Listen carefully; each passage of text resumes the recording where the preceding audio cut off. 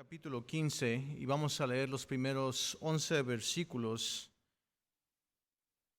Nos dice: Yo soy la vid verdadera y mi Padre es el labrador. Todo pámpano que en mí no lleva fruto lo quitará, y todo aquel que lleva fruto lo limpiará para que lleve más fruto. Y vosotros ya estáis limpios por la palabra que os he hablado. Permaneced en mí y yo en vosotros. Como el pámpano no puede llevar fruto por sí mismo si no permanece en la vid, así tampoco vosotros si no permanecéis en mí. Yo soy la vid, vosotros los pámpanos. El que permanece en mí y yo en él, éste lleva mucho fruto, porque separados de mí nada podéis hacer. El que no permanece será echado fuera como pámpano y se secará, y lo recogen y los echan en el fuego y arden. Si permanecéis en mí y mis palabras permanecen en vosotros, pedid todo lo que queréis y os será hecho. En esto es glorificado mi Padre, en que llevéis mucho fruto y seáis así mis discípulos. Como el Padre me ha amado, así también yo os he amado. Permaneced en mi amor. Si guardareis mis mandamientos, permaneceréis en mi amor, así como yo he guardado los mandamientos de mi Padre y permanezco en su amor. Estas cosas yo os he hablado para que mi gozo en vosotros y vuestro gozo sea cumplido. Vamos a orar. Señor, gracias te damos porque por tu gracia y misericordia, oh Dios, hemos sobrevivido el año 2022. Gracias por tu fidelidad. Hemos sobrevivido el 21, el 20, el 19, el caos a nuestro alrededor con la pandemia, con las enfermedades. Señor, tú has sido fiel y podemos aprender que tú eres fiel y seguirás siendo fiel. Señor, que al comenzar este año pongamos nuestra vida en orden. Señor, que no reprobemos el examen, que saquemos mejor calificación que la que hemos sacado saliendo de este año que está ya pasado atrás de nosotros. Ayúdanos, Señor, a enfocarnos en ti, que tus prioridades se conviertan en nuestras prioridades, que aprendamos de nuestro Señor Jesús a no permitir que nuestro desánimo o nuestras emociones o nuestros sentimientos o nuestras debilidades o nuestras dudas nos descalifiquen, Señor. Tú sabes que nosotros batallamos con todo esto, pero aún así, Señor, tú nos llamas a la obediencia. Y Señor, tú requieres de nosotros flexibilidad y requieres de nosotros, Señor, confianza. No confianza en nuestras propias habilidades, sino confianza en lo que tú puedes hacer. Así que, Señor, al comenzar este año, que no sobreestimemos nuestra habilidad y que no subestimemos tu poder, Señor. Señor, ábrenos hoy nuestro entendimiento, ilumínanos, que tu palabra nos rete, Señor, a autoexaminar nuestro camino ante ti. Que nos ayudes hoy, este día, a desechar las cosas que no te complacen. Señor, te pedimos que tú nos hables. Te damos gracias, Señor, por las iglesias que están abiertas hoy en día. Aquellas iglesias y aquellos pastores que enseñan la Biblia. No porciones de la Biblia, sino que enseñan la Biblia. Bendice a estos ministerios, Señor, que están abiertos. Yo sé que tienen presiones del mundo para cerrar y realmente ser más como el mundo, pero tú nos has llamado a ser fuera del mundo, Señor, fuera de la norma. Señor, te pido que tú bendigas a esos ministerios que apoyamos, así como el ministerio de Tecate, el ministerio de Landers, Vuelta en U para Cristo, los ministerios de la India, Señor, y te pedimos por el pueblo escogido de Dios, el ministerio que apoyamos de Chosen People. Gracias te damos, Señor, porque nuestra pequeña iglesia tiene la oportunidad de bendecir a otros ministerios. En grande forma nos has bendecido tú, Señor. Gracias te doy por, Señor, la obediencia de tu pueblo, por su generosidad, porque reconocen que tú nos has dado tanto, Señor. ¿Cómo no podemos nosotros también bendecir a tu casa y a tu pueblo conforme tú nos has bendecido a nosotros? Señor, te pido por el pastor Mario que está enseñando ahorita en el ministerio de inglés. Yo sé que, Padre, siempre hay cierta cuestión de nerviosismo y cuando estás a un grupo que no estás generalmente hablando con ellos, Señor, a veces es fácil, Señor, tener un poquito de nerviosismo. Te pido que tú lo uses. Sabemos que tu palabra nunca regresa vacía.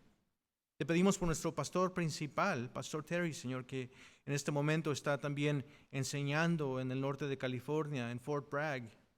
Te pido que tú lo uses, Señor, para ministrar de tu palabra y que esa congregación también sea bendecida. Señor, gracias por la oportunidad de estar aquí juntos, reunidos, como familia, buscando tu rostro, haciéndote prioridad a ti. Tú eres merecedor de toda honra, toda gloria, toda bendición. Y sí, Señor, algunos están desvelados, algunos están cansados, pero gracias te doy por ellos porque han decidido, Señor, honrarte a ti y buscar de tu palabra y buscar tu voluntad esta mañana. Pedimos tu bendición, pedimos tu confirmación, Señor, que tú nos des dirección en nuestras vidas. En el nombre de Jesús, todo el pueblo dice, amén. Podemos tomar asiento.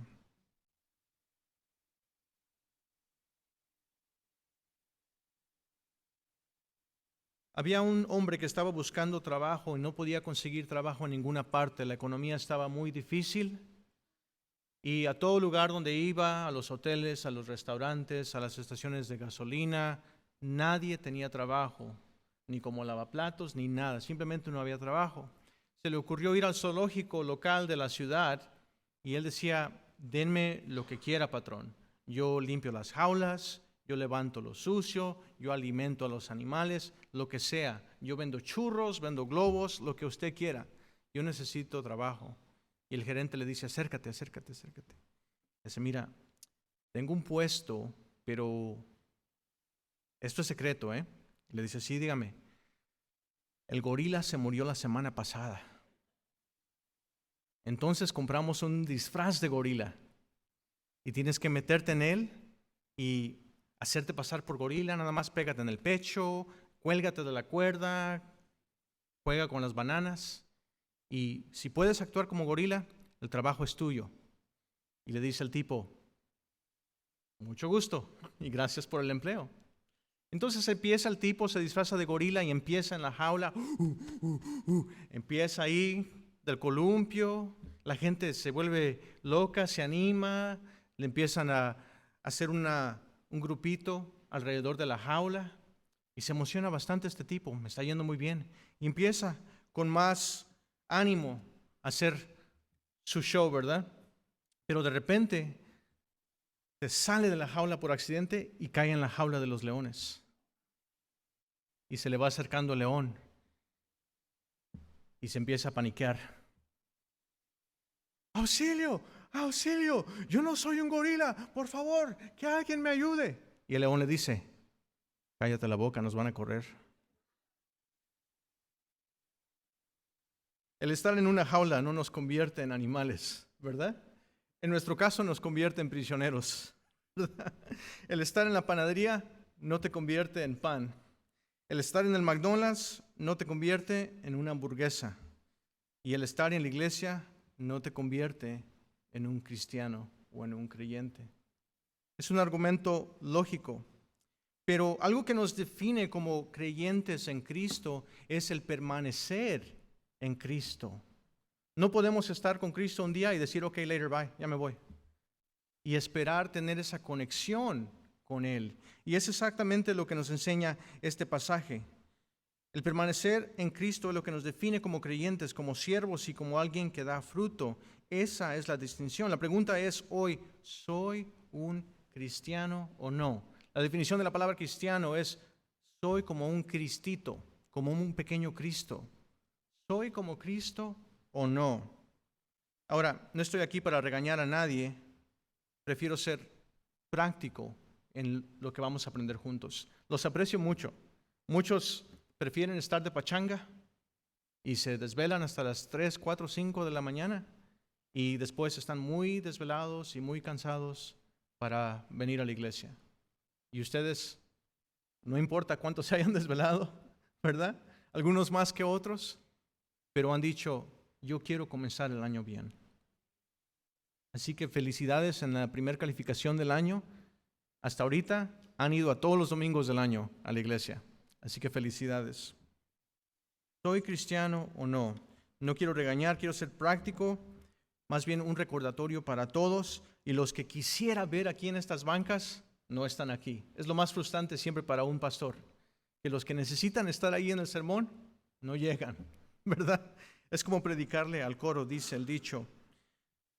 Pero al comenzar este año es sumamente importante que aprendamos la importancia de permanecer en Cristo. Que Él sea la fuente de nuestra energía, la raíz de nuestra vida. Cuando algo no está operando correctamente, deberíamos de querer arreglarlo. Si hay una gotera en la casa, no la ignoramos, ¿verdad? No dejamos que pase el tiempo porque se va a hacer peor. Si hay algo malo que tenga el automóvil, deberíamos de querer arreglarlo. Algunas cosas podemos arreglarlas y algunas cosas no podemos arreglar. Pero necesitamos estar conscientes de estas cosas que están descompuestas. A veces nuestros cuerpos están descompuestos y tenemos que venir a Cristo y decir, Señor, sáname, restáurame, hazme completo una vez más. Para comenzar el año bien, las preguntas son, ¿le has dado tu vida a Jesús? Algunos dicen, pues le he dado la mayor parte a Jesús, como el 80% a Jesús, como el 70%. ¿Vives la vida que Jesús quiere para ti? ¿Qué debes estar haciendo mejor? ¿O podrías estar haciendo mejor?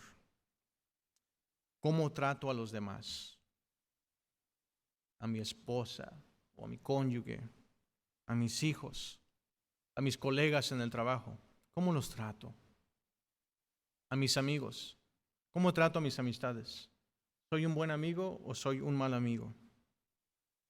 Son preguntas vivas porque las respuestas cambian también constantemente. Es importante examinar cada aspecto de nuestras vidas. No es algo que podemos dejar y decir, ya limpié mi cuarto, con una vez que lo limpie está bien. No, tenemos que constantemente venir y regresar y visitar frecuentemente.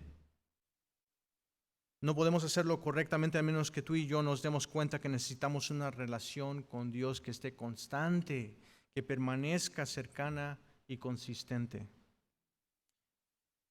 Este principio es una relación personal y constante con Dios. Y la vemos en el principio desde la creación.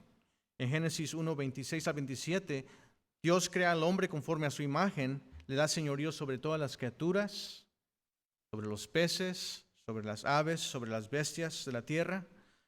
Lo crea varón y la crea hembra. Y en Génesis 2 y 3 nos ilustra cómo Dios tenía una cierta cercanía consistente con su creación, porque fuimos creados para tener una relación personal con Dios, para estar cerca de Dios. ¿Sabías eso? Tu propósito en la vida es tener una relación cercana con Dios.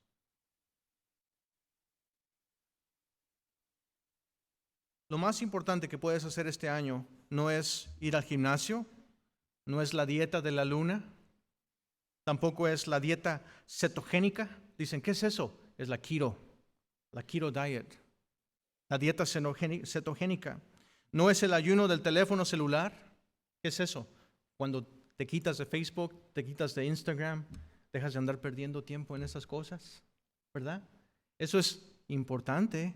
Es importante ir al gimnasio también. Lo más importante tampoco es tu inversión financiera o tus inversiones o tus negocios financieros. Todas estas cosas son importantes. Claro que tu salud es importante.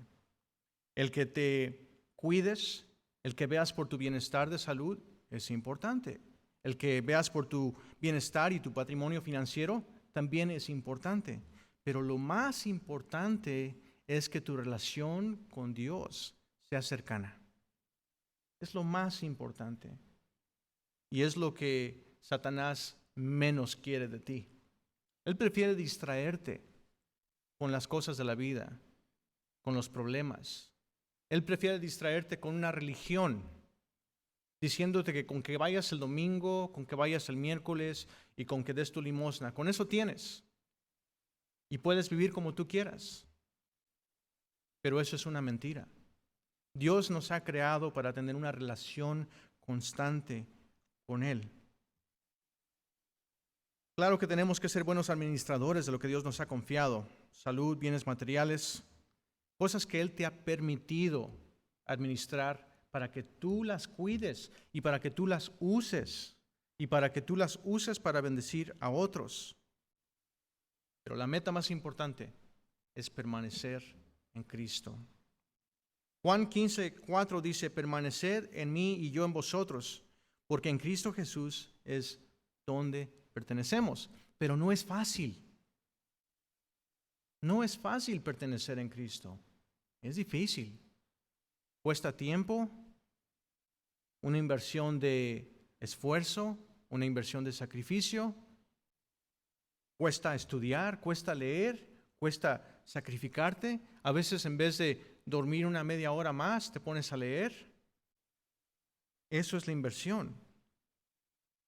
Pero trágicamente en Génesis 3, Adán y Eva desobedecen a Dios y se separan de esa cercanía. Ustedes ya conocen Génesis, están bien familiarizados con ese libro. Génesis 3:8 dice, y oyeron la voz de Jehová Dios porque se paseaba en el huerto al aire del día, y el hombre y su mujer se escondieron de la presencia de Jehová Dios entre los árboles del huerto. ¿Te imaginas estar en el huerto del Edén con Dios y el poder pasearte con Dios al aire libre? Pero el pecado los separó a Adán y a Eva de esa comunión con Dios. Es el pecado lo que nos separa a nosotros de Dios.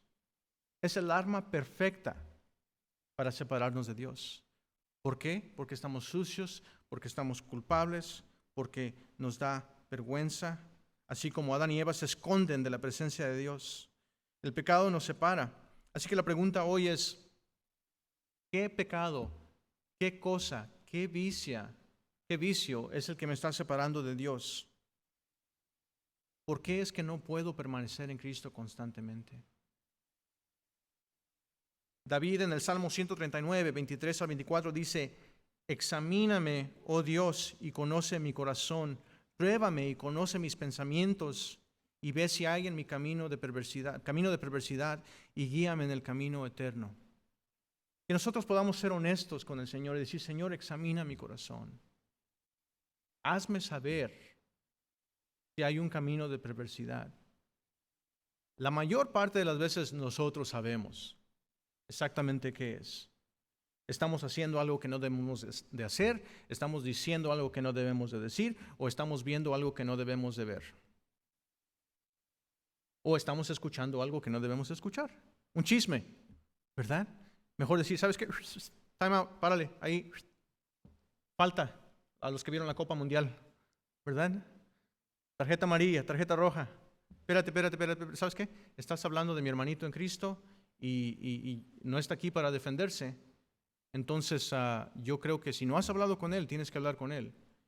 Y si no se arrepiente, entonces yo voy contigo y con gusto te acompaño, pero prefiero que no cambies mi opinión de ese hermano porque no lo quiero amar de otra manera.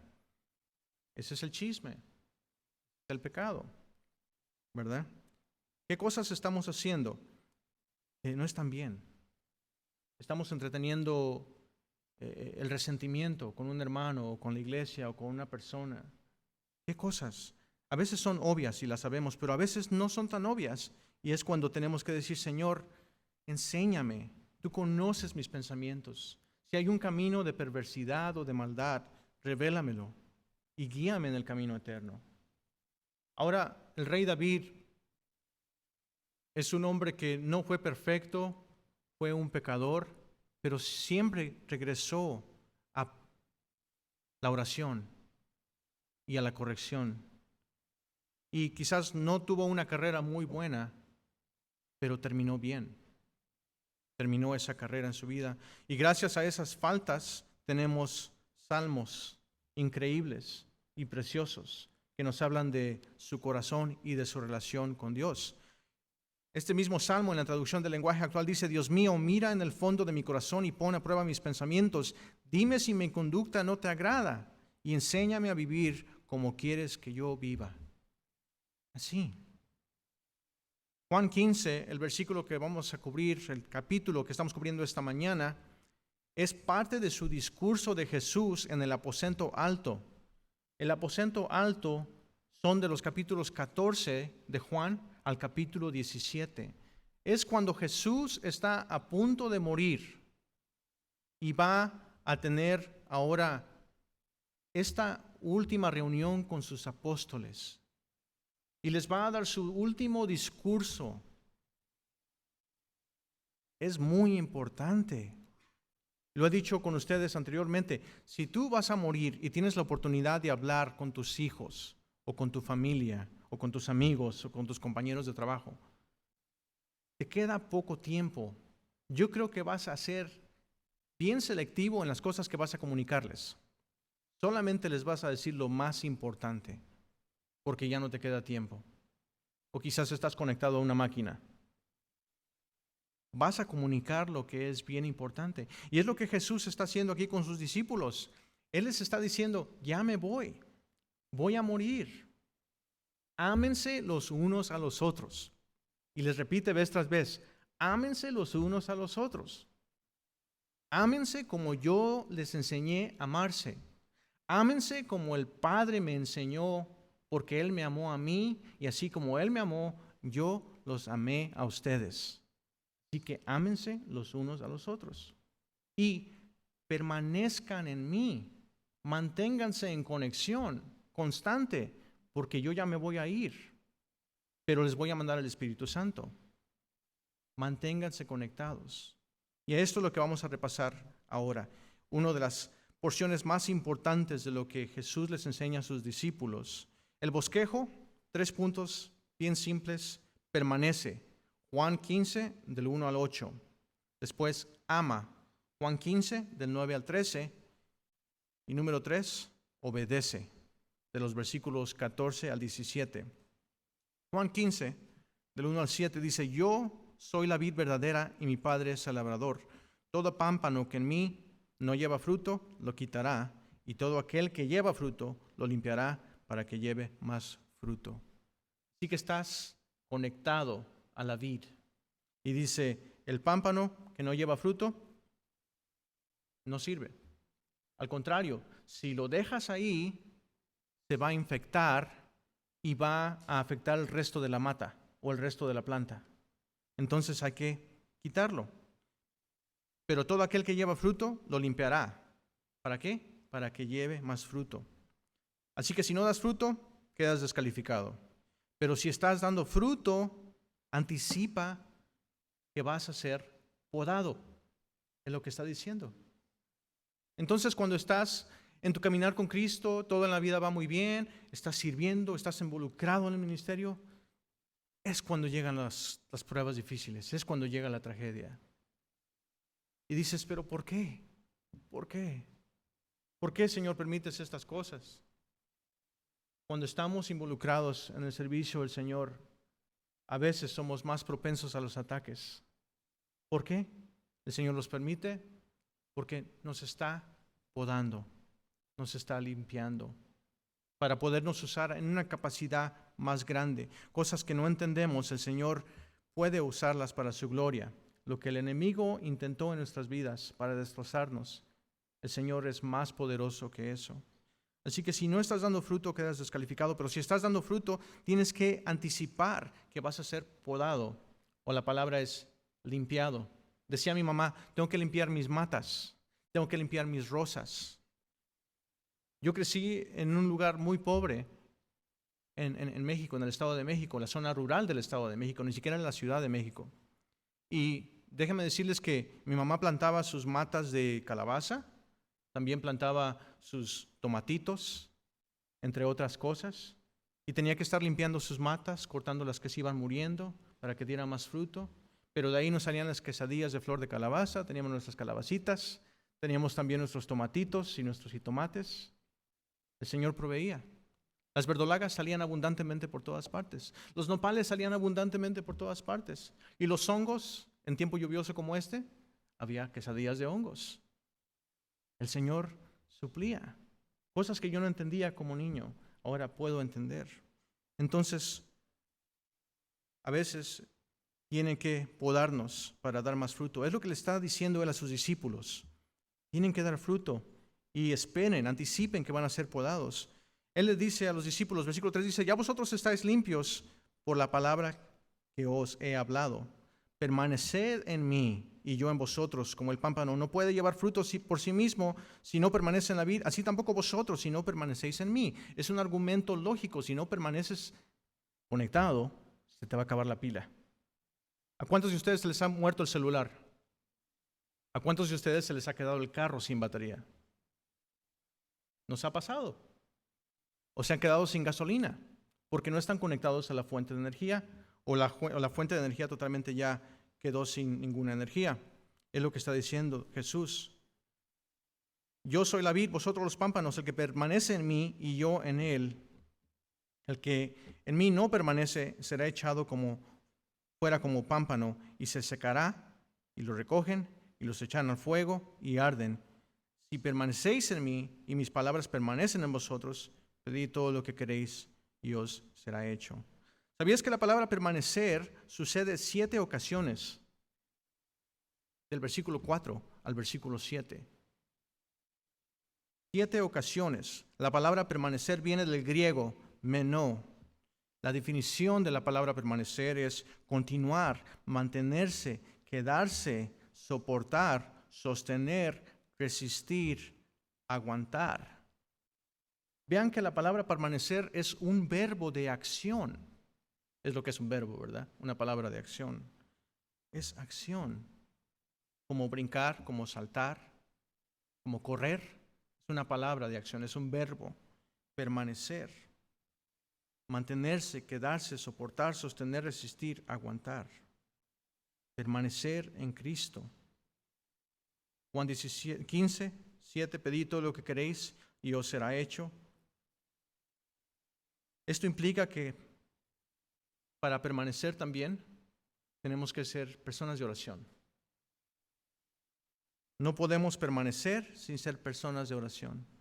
Ya lo estamos haciendo, porque Él dice que lo que pidas, porque estás constantemente en oración, Él lo concede cuando estás permaneciendo en Él. Santiago 4:3 dice, pedís y no recibís porque pedís mal para gastar en vuestros propios deleites. Pero cuando permaneces en Cristo, ves que tu perspectiva, tu forma de pensar, tu forma de ver la vida, tus prioridades comienzan a cambiar. Dios empieza a cambiar tu corazón. Las cosas que son importantes para Dios se convierten importantes para ti. Las cosas que conmueven a Dios empiezan a mover tu corazón también. Quizás no eres una persona muy compasiva.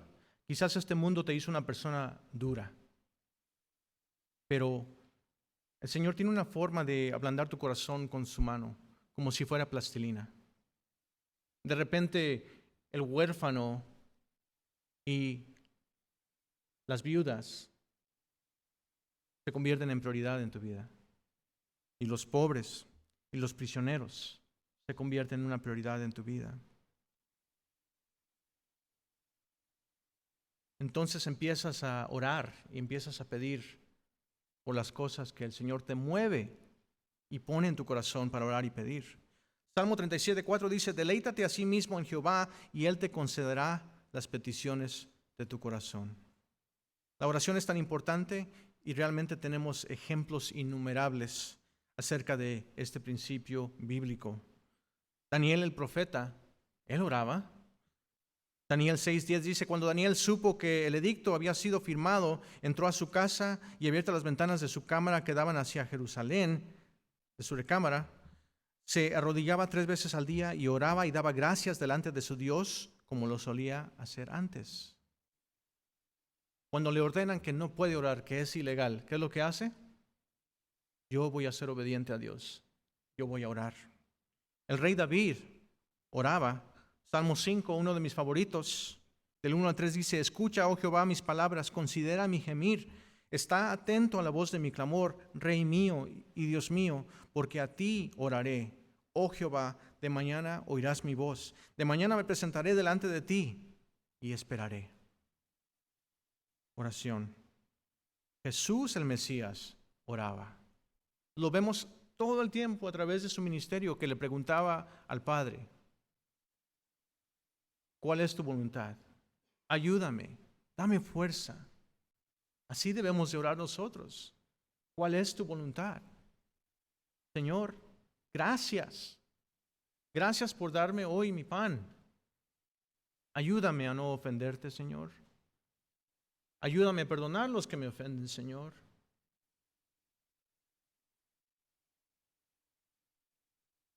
Ayúdame. Sé conmigo. Muéstrame tu voluntad. Y hágase tu voluntad. Es como Jesús le enseñó a los discípulos a orar. Cuando le pidieron, Señor, enséñanos a orar. Ese fue el ejemplo que dio. Así que debemos de orar. En Mateo 14, Juan el Bautista acaba de perder su vida ante Herodes y la noticia llega a Jesús. Así que él se aparta en una barca, la gente lo sigue a pie. Jesús viene y se arrima a la costa, siente compasión por esa multitud. Entonces empieza a sanar a los enfermos.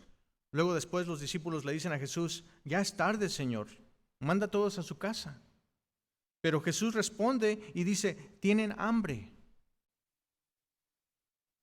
Esa es la compasión de nuestro Señor. Ya sanó sus heridas, ya sanó sus lesiones, sus malestares. ¿Por qué? Porque tuvo compasión. Y pudo haber dicho, ok, pues ya, váyanse a la casa. No. Los discípulos le dicen, ya, Señor, lo están cuidando, ¿verdad? Ya, Señor, ya es tarde, mándalos a su casa. Ok, pero tienen hambre. Tienen hambre. ¿Qué tenemos? Tenemos 5 panes y 2 peces. Jesús ora, entonces alimenta a 5,000 varones, más mujeres y niños, y aún así sobran 12 canastas de alimentos. Jesús. Entonces le dice a sus discípulos, súbanse a la barca, vayan al otro lado del agua, y ahí después los alcanzo.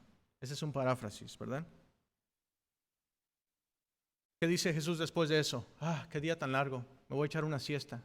No, para nada.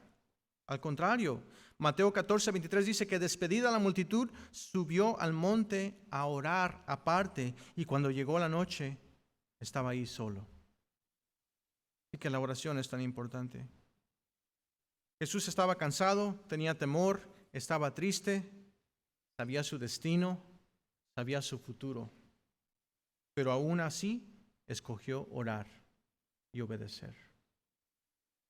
Él no se amargó, él no hizo un capricho, él no dijo, pues mejor voy a dormir porque me van a matar.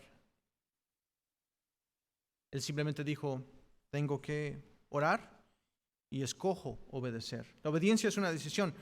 Así que, cristiano, mi oración es que tu preferencia, tu comodidad y aún tus libertades como cristiano sean secundarias al supremo llamamiento de Dios en Cristo Jesús, como se menciona en Filipenses 4:14. A veces no queremos ir a la iglesia. A veces no queremos servir a Dios. A veces estamos sentidos porque alguien nos dijo algo y nos hiere. Pero Dios sigue siendo Dios. Dios sigue siendo digno de honra. Dios sigue siendo digno de adoración. Y Dios sigue siendo digno de nuestro servicio. Hay que considerarlo en el año 2023. Algo que me libró a mí al venir a esta iglesia hace más de una década fue un sermón que dio nuestro pastor principal, el pastor Terry. Y él dijo, ¿recuerdan que el apóstol estaba predicando en la noche al lado de la fogata y lo picó una serpiente? ¿Qué fue lo que hizo? Se la sacudió y siguió adelante. Muchos de ustedes, dijo el pastor, han venido hoy a este servicio y están heridos porque en la iglesia alguien dijo algo que los lastimó. O sirviendo a Dios, alguien dijo algo que los lastimó y los hirió. Algunos de ustedes están heridos. Y algunos de ustedes están doliendo porque alguien les mordió. Pero ¿qué hizo el discípulo? Se la sacudió a la serpiente y siguió adelante. Y es lo que tú debes de hacer. Ese mensaje tan simple, esa ilustración, me dio libertad, hermanos. Si no hubiera sido por ese sermón, quizás no estaría aquí esta mañana. Esa es la realidad. Entonces, yo no sé dónde estés tú, pero si todavía traes esa serpiente enredada, tienes que sacudírtela. Porque nuestro tiempo es poco. Nuestros días están medidos, dice la palabra de Dios. Así que no pierdas la oportunidad de caminar con Cristo, de permanecer en Cristo y continuar con Él. Jesús estaba cansado, estaba triste, sabía su destino, su futuro, pero Él decide obedecer. No debemos dejar que nuestras preferencias o nuestra emoción sea más importante que nuestra obediencia. Este año 2023, toma la decisión de permanecer en Cristo sin importar tu estado emocional. Vas a estar cansado, vas a estar desanimado, a veces vas a ser menospreciado, a veces vas a ser despreciado. Pero Jesús, el que murió por nosotros, sufrió mucho más de lo que nosotros podemos imaginar o sentir o sufrir. Sin embargo, Él permaneció hacia el frente en el camino hacia la cruz. Él siguió el curso. Juan 15:8 dice, en esto es glorificado mi Padre, en que llevéis mucho fruto y seáis así mis discípulos. La palabra discípulo proviene del latín, que es discípulos, pero su origen en el griego es matetes, no machete, matetes. ¿Saben que de ahí viene la palabra matemática? Cuando piensas en matemática, ¿qué piensas? En la disciplina necesaria para amaestrar los números y la matemática, ¿verdad? Ahora, el discípulo es una persona que aprende directamente de otra en forma formal o informal. Es la idea de aprender a través de preguntas y observación directa. Un discípulo es una persona que aprende al lado del maestro, en presencia del maestro. No nomás es una clase por internet o una clase de salón, sino que estás ahí como aprendiz. El analizar detalladamente, el entender intelectualmente y saber cómo poner en práctica la enseñanza. Es lo que hacemos aquí cuando venimos a escudriñar la palabra. Señor, ilumínanos, ayúdame a entender intelectualmente lo que dice tu palabra, pero más que eso, ¿cómo la voy a aplicar en mi vida? Porque de nada me sirve llenar la cabeza de sabiduría, nada más se me hincha, si no puedo con las manos o con mis pies vivir la palabra de Dios. Es como cuando ves un video instruccional en YouTube. Eso no existía cuando yo estaba chico, por cierto. Ves un video de cómo arreglar tu refrigerador y ves el video nada más por verlo. No, si te pones a buscarlo es porque se te averió el refrigerador y tienes que cambiar el condensador o alguna de las válvulas, alguna de las tomas de agua. No es que sepa mucho, es que ya se me descompuso el refrigerador y tuve que buscar el video. Pero no me voy a poner a perder el tiempo viendo un video si no voy a poner en aplicación esa sabiduría. Así es la palabra de Dios, así es el discípulo, alguien que aprende a analizar detalladamente para tener conocimiento intelectual, pero aprende a ejercitar ese aprendizaje. Es lo que somos llamados a hacer. El fruto en tu vida es la prueba que te declara culpable de que eres un discípulo de Cristo. Déjame decirte, si fueras al tribunal y te acusaran de ser cristiano, ¿hay suficientes pruebas en tu contra?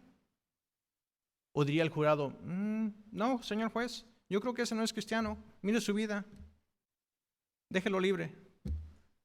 ¿O dirían, no, esa persona definitivamente es un discípulo, definitivamente?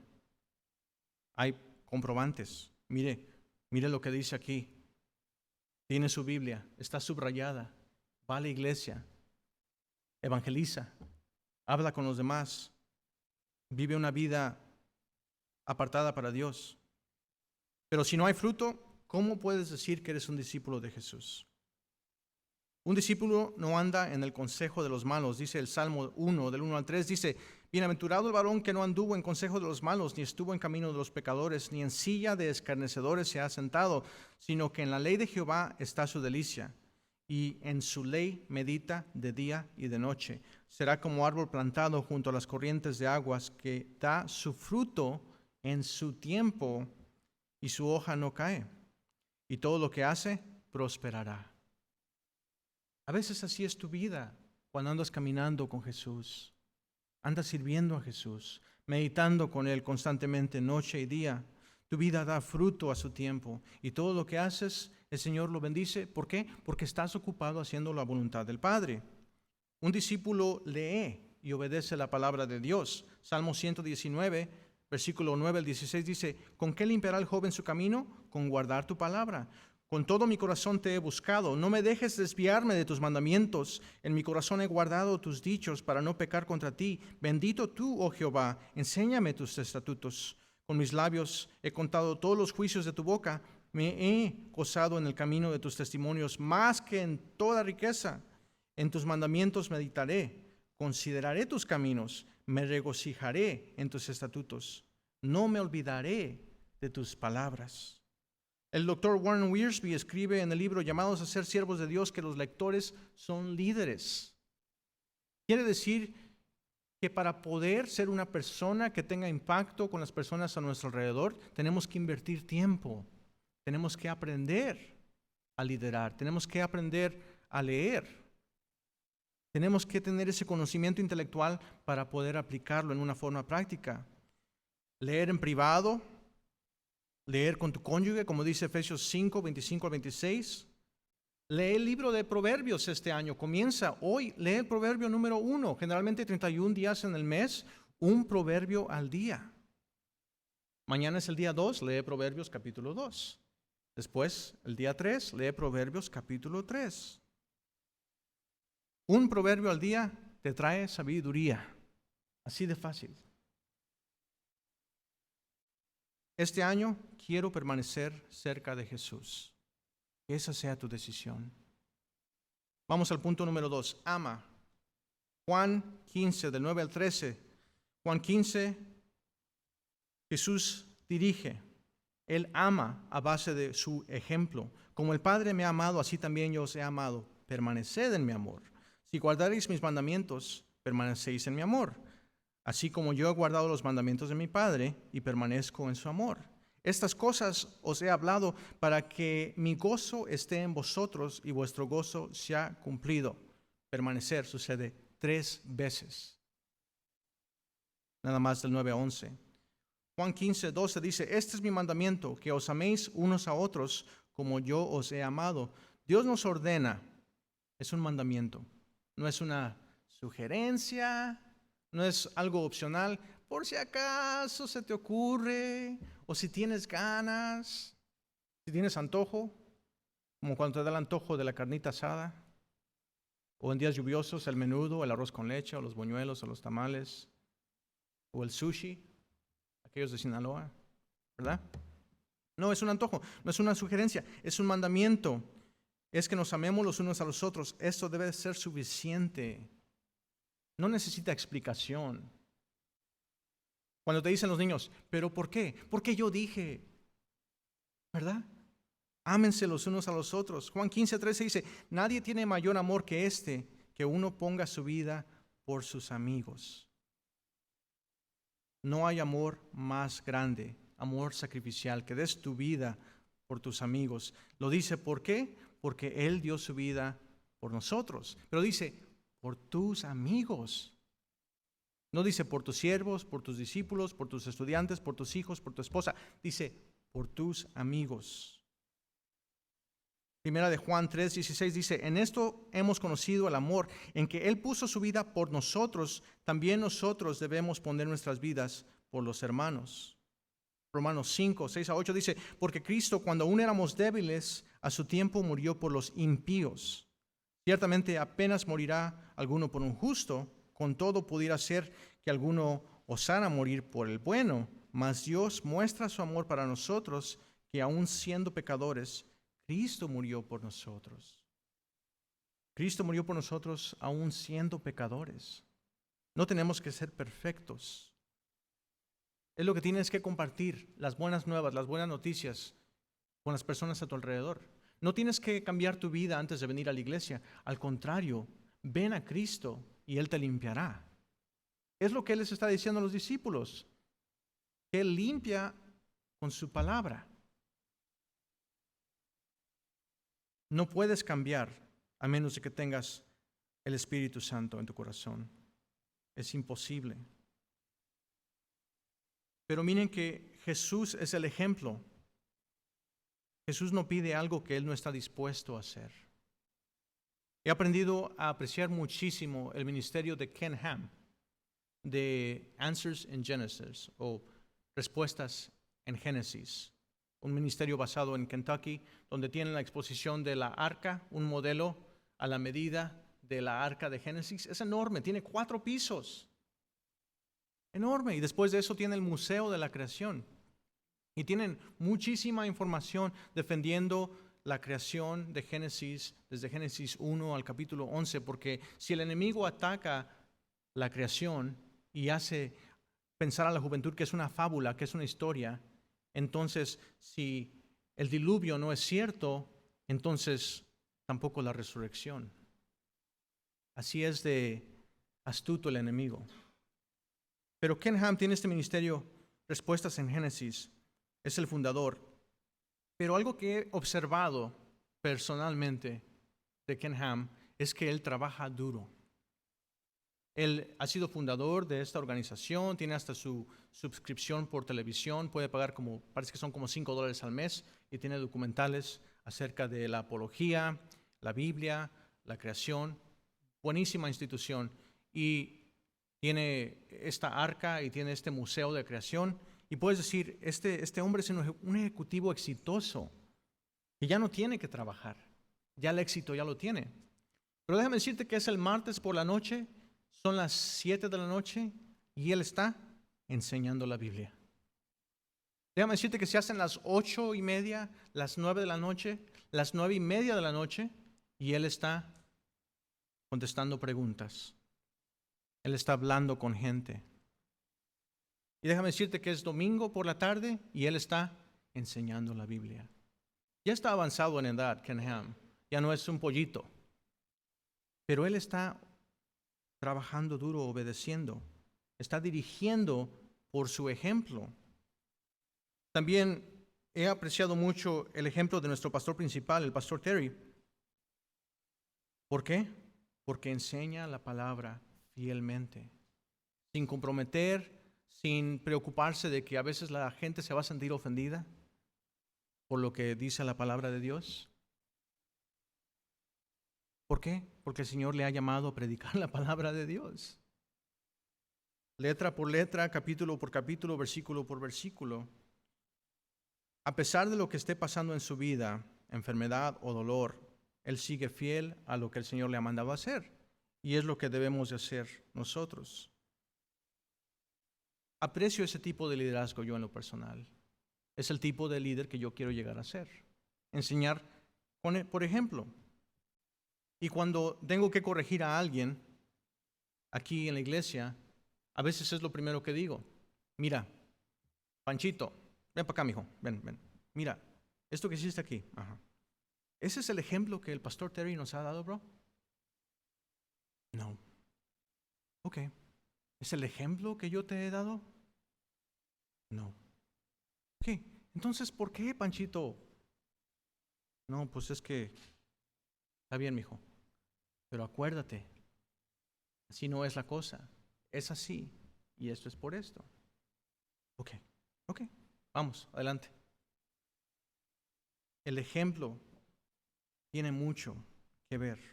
El ejemplo de Jesús, incomparable. Jesús lavó los pies en este discurso en el aposento alto. Él vino a servir y no a ser servido. Vino a vivir una vida perfecta para así poder calificar para morir por nosotros. Aprendamos pues a ser buenos hermanos en Cristo, buenos siervos y buenos amigos. Proverbios 18:24 dice, el hombre que tiene amigos ha de mostrarse amigo, y amigo hay más unido que un hermano. Este año quiero amar más a Dios y amar más como Él ama. Y de ahí hay muchas ramas de nuestra vida, ¿verdad? Punto número 3, obedece. 15:14, vosotros sois mis amigos. ¿Ven la distinción ahora? Discípulos. Aquí dice, sois mis amigos. La amistad es una relación mutua que requiere la participación de dos personas. Una amistad parcial o de un solo participante ya no es amistad. Amistad es discipulado basado en obediencia a lo que Dios requiere. Es la definición que podemos sacar de este pasaje. Si hacéis lo que yo os mando, es una condición. Si obedeces, eres mi amigo.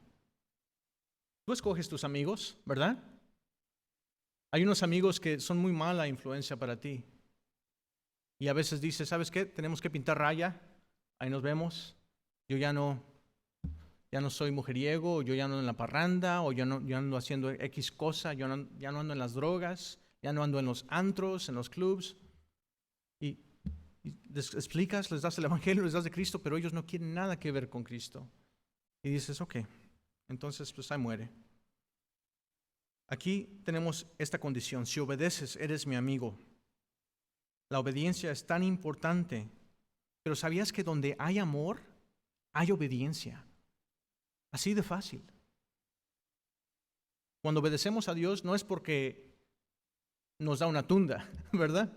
Aunque a veces Él ama y Él corrige al que ama. No porque me da una troca nueva. No. Obedecemos a Dios porque le pertenecemos a Él y porque lo amamos, porque Él primero nos amó a nosotros. Así que donde hay amor, hay obediencia. Jesús es nuestro ejemplo perfecto de la obediencia perfecta, así que aprendamos de Él. Esto es lo que Dios opina acerca de lo contrario de la obediencia, que es la desobediencia. En Samuel 15 se le dio la tarea a Saúl de terminar el conflicto que comenzó desde Éxodo 17 en Redifim, donde el pueblo de Israel tuvo un conflicto con los amalecitas, porque los amalecitas se pasaron de gandallas con el pueblo de Israel. Comenzaron un conflicto. Entonces, en Samuel 15, en 1 de Samuel, el profeta Saúl, el sacerdote Samuel le dice a Saúl, termina con ese pueblo, extermínalos. Jehová quiere que totalmente los aniquiles a todos. Mujeres, niños, animales, termina con ellos. Pero Saúl desobedece. Él le perdona la vida al rey. Y después dice que el pueblo le perdonó la vida a los animales. Y dice, para que tú le ofrezcas sacrificio a tu Dios. Pero eso fue una desobediencia. Entonces, 1 Samuel 15, 22 al 23 dice, y Samuel dijo, ¿se complace Jehová tanto en los holocaustos y víctimas como en que se obedezca a las palabras de Jehová? Ciertamente el obedecer es mejor que los sacrificios y el prestar atención que la grosura de los carneros. Porque como pecado de adivinación es la rebelión y como ídolos e idolatría es la abstinación. Por cuanto tú desechaste la palabra de Jehová, Él también te ha desechado para que ya no seas rey. Es lo que le está diciendo. La desobediencia es rebelión y la rebelión es brujería. ¿Qué? Es lo que dice. Porque como pecado de adivinación, brujería, es la rebelión.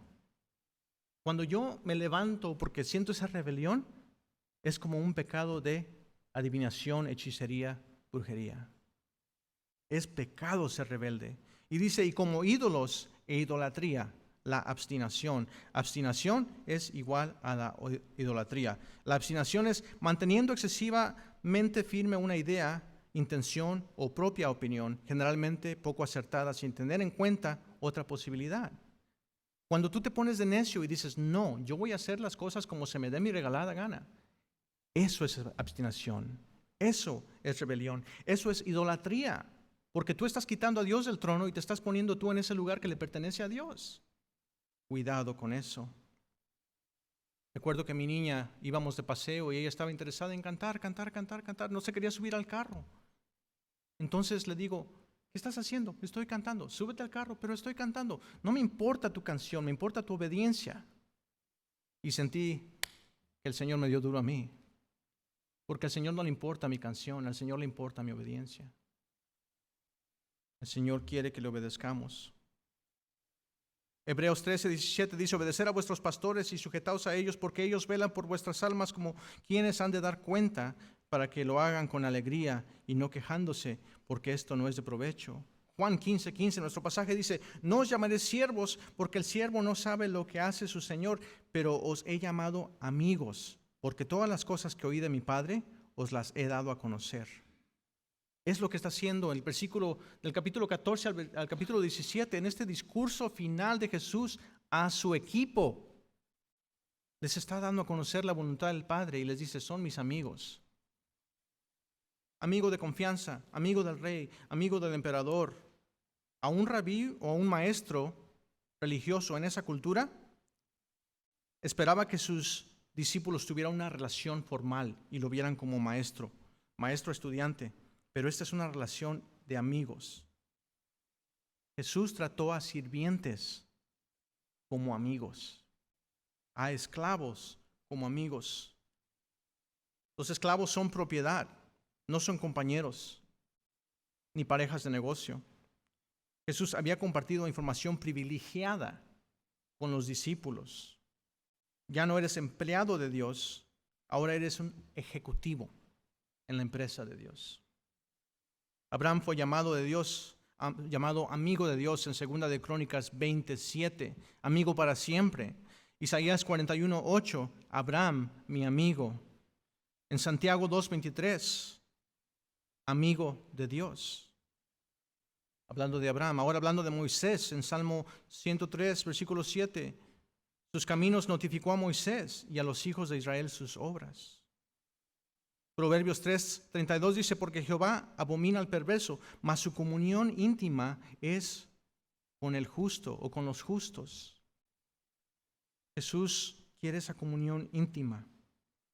Mateo 26:38, ahora con los discípulos. Entonces Jesús les dijo: mi alma está muy triste hasta la muerte, quedaos aquí y velad conmigo. ¿A quién quieres cuando estás pasando cosas difíciles? A tus amigos de confianza, que no digan nada, pero que estén contigo. Eso fue lo que Jesús dijo de sus discípulos. Amigos. 15-16, Juan 15, versículo 16, no me elegiste vosotros a mí, sino que yo os elegí a vosotros. Dios escoge a sus discípulos para ser amigos. Y nuestra respuesta, y la respuesta de los discípulos aquí debe de ser humildad, gratitud y perspectiva. Dios no te necesita. Dios no me necesita, pero Él quiere que yo camine con Él. Y no solo eso, Él quiere darme chamba. Él quiere ponerte a trabajar. Él quiere que te mantengas ocupado para su honra y para su gloria. Yo os he puesto para que vayáis y llevéis fruto. Dios nos comisiona para dar fruto espiritual. Considera lo que Dios ha invertido en ti. ¿Para qué? Para que sirvas, para que des fruto y para que vuestro fruto permanezca, dice, y este fruto permanece y da aún más fruto. No importa cómo comienzas la carrera, sino cómo terminas la carrera. Un libro de capacitación de empresas para los gerentes que leí hace tiempo dice que la mejor inversión que puedes hacer es en la gente. ¿Cómo estás invirtiendo tú en las personas a tu alrededor? Jesús invirtió todo en sus discípulos. ¿Estás invirtiendo en tu matrimonio? ¿Con tu esposa? ¿En tu cónyuge? ¿Estás invirtiendo en tus hijos? ¿Estás invirtiendo en tus hijos espirituales? Yo ni siquiera tengo hijos espirituales. Ah, ¿verdad? Haz hijos espirituales. Invierte tiempo con ellos. Salmo 112, 1, 2 y 6 dice: bienaventurado el hombre que teme a Jehová y en sus mandamientos se deleita en gran manera. Su descendencia será poderosa en la tierra, la generación de los rectos será bendita. Por lo cual no resbalará jamás, en memoria eterna será el justo. ¿Cómo podemos invertir en los demás si sigues en tus chiquilladas? Tienes que madurar, mijo. Hermano, hermana, si algo está descompuesto en tu relación con Dios, arréglalo. Hace unas semanas el internet se descompuso de aquí de la iglesia. ¿Qué hicimos? Averiguamos, ordenamos las partes, llamamos al técnico y se hizo la reparación. Es lo que tenemos que hacer en nuestra relación. No podemos desperdiciar el tiempo. Salmo 39:4 dice: hazme saber, Jehová, mi fin, y cuánta sea la medida de mis días. Sepa yo cuán frágil soy. Primera de Juan 16 dice: para que todo lo que pidieras al Padre en mi nombre os los dé. 17: esto os mando, que os améis unos a otros. Enfático, lo vuelve a repetir. Juan 15:12 nos había dicho: este es mi mandamiento, que améis los unos a los otros como yo os he amado. Juan 13:33: un mandamiento nuevo os doy, que os améis unos a otros como yo os he amado, que también os améis los unos a los otros. ¿Por qué? Porque va a llegar el momento donde van a tener el instinto de correr, van a tener el instinto de pelearse, de dividirse, pero necesitan forjar la unidad. Este año quiero ser obediente. No estoy diciendo más obediente, porque o eres obediente o eres desobediente. No puedes ser un poquito más obediente. No, eres obediente o eres desobediente. Entonces este año quiero ser obediente. En aplicación, bien práctico, permanece. Este año quiero permanecer cerca de Jesús. 2, ama. Este año quiero amar más a Dios y amar más como Él ama y obedece. Este año quiero ser obediente. Que este año sea diferente. Quizás este es mi último año. Quizás este es mi último día. Jesús ha invertido tanto en mí. ¿Cómo no he entonces yo de servirle? Amén. Vamos a ponernos de pie.